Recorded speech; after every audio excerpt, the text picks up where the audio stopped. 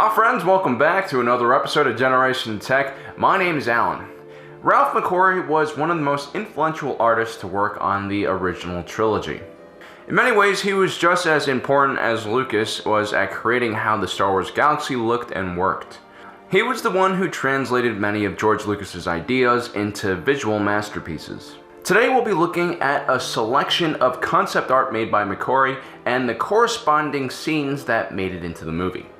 The Ralph Mcquarrie version of Darth Vader had a more evil look, larger eyes, a more menacing brow accentuated by the helmet. It's almost a bit cartoonish. We see this version of Vader in the concept art of the first scene of the movie. Notice how the stormtroopers are wielding lightsabers and shields. Lucas later limited lightsabers to only Force users because it made the Jedi and Sith feel more mysterious and unique. I'm also sure it would have cost a lot of money in post-production VFX had everyone been armed with lightsabers. This is an earlier version of C-3PO, who looks very similar to Maria in Metropolis. We see R2-D2 in the background as well, with 3 legs and 2 arms, which makes him look more humanoid. Originally, the idea was for R2-D2 to speak using words. This concept of the astromech would go on to influence Chopper in the Rebel cartoons. When Mcquarrie first started drawing the concept up for Star Wars, he never thought it would actually end up in a movie. The whole idea seemed too big and expensive to him. The Jawa Sandcrawler was one of those vehicles that just seemed unattainable with Star Wars' shoestring budget. But of course, Lucas found a way around building an actual Sandcrawler. There was a smaller model used for the wide shots, and for the close-ups, the Star Wars team built the entire lower half of the Sandcrawler, which was so massive that the Tunisian government actually politely asked Lucas to move his set away from the border because the Libyan military was starting to build up along the border, thinking that the Sandcrawler was some kind of giant superweapon. Which makes me think maybe it wasn't the Stormtroopers or even Tusken Raiders who killed all the Jawas. Maybe it was the Libyans. George Lucas drew a lot of inspiration from Japanese films when he created Star Wars. The iconic binary sunset scene was inspired by the Japanese film Dersu Uzala by Akira Kurosawa. It featured a scene where both the sun and the moon were seen in the same framing. Kurosawa was also the director of Hidden Fortress, a movie that was said to have influenced Lucas the most when he created Star Wars. The Tusken Raider look and design was made up by Ralph Mcquarrie. He envisioned them as mutated humans. Here we can see the Raiders gathering around a campfire. Much of their culture and society is based on storytelling and the passing of oral traditions. The next few pieces are from Mos Eisley. Starting out with a wide shot that was probably too expensive to mat and create. Then a rendering of the inside of the Mos Eisley Cantina, a favorite scene amongst fans because it showcased such a wide variety of aliens. This sketch is of Garridan, the snitch who reports Obi-Wan and Luke to the Stormtroopers. And here we have Luke and Obi-Wan seeing the Millennium Falcon for the first time. Originally the ship was simply called the Pirate Ship. Han and Chewie had stolen the ship from their former pirate crew members. But this early rendition of the pirate ship looked too similar to another ship known as the Eagle Transport from the British TV show Space 1999. So Lucas came up with a different design. When Mcquarrie was asked to replace the old ship with the new version, he just painted it over because he liked how the characters in the foreground had turned out. These next 2 pieces of the Death Star are some of my favorite because it shows off Mcquarrie's ability to create massive spaces in his paintings. The 2 frames were more or less copied in the film, except in the first shot a window frame was added, most likely to avoid a jump cut. Originally, Alderaan was a gas giant, and a space station known as the Imperial City orbited around it. The Imperial City was considered the seat of power for the entire Galactic Empire.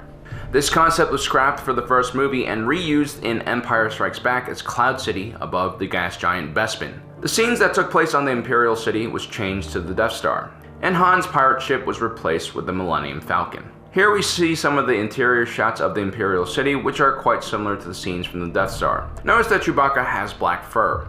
Originally, Chewbacca's character was supposed to look like a baboon or a lemur, and had grayish fur. This concept, like many of Mcquarrie's unused ideas, later made it into Rebels as the alien species, the Lazat. Before CGI and digital backgrounds, films used giant paintings, otherwise known as matte painting, to create locations that were too expensive to build. Along with Ralph Mcquarrie, several other artists worked on creating these massive paintings. These scenes are from the Jungle Moon Yavin 4, where the Rebel base was located. The film crew traveled all the way to Guatemala to a Mayan temple in order to get the shot. The first scene shown here in this painting of the Y-Wing in the Rebel base was deemed too difficult to pull off since it would need matte painting around the entire frame. Mcquarrie really liked this rendition because all of the light in the scene is natural and comes from the planet above. Also, notice how the Y-Wing becomes more aggressive looking in the second rendition, and the rear turret gunner canopy is removed. In the Clone Wars, the Y-Wings were designed to be two-seaters, but the Rebel Alliance removed the turret and a lot of paneling to make the bomber lighter and easier to repair. This next scene of the air traffic controller looking at the giant planet above is one of my favorites. I really wish that Lucas had kept this scene as a night scene. But back then, cameras just weren't that great at shooting in low light. This painting also reminds me of something from Dragon Ball Z. The final climactic battle on the surface of the Death Star was probably one of the most grueling to film. The Y-Wings were quite important to the plot. Much of the battle's cinematography and blocking was inspired by the movie Dam Busters, which was about a wing of British bombers who carried out a night mission against German dams. In this sequence, we see Mcquarrie again drawing over previous compositions instead of starting a new one. The final award ceremony once again shows Mcquarrie's ability to show scale, and in this case his imagination was far larger than what the budget would allow. The final shot would feature a smaller location, and the original version of the movie featured several cutout figures in the background instead of real actors. Well guys, that's just a few of the different concept art that was drawn by Ralph Mcquarrie. The rest of his artwork was mostly recycled for other Star Wars films and TV series. I think it's important for Star Wars fans to understand how important this man was. What made the original Star Wars film stand out was not its story, acting, or directing, but the creative design.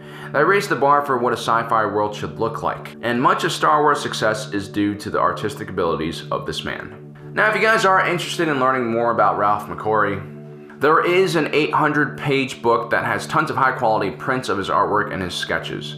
I'm told the book weighs several pounds and it costs around $225, so it's quite an investment.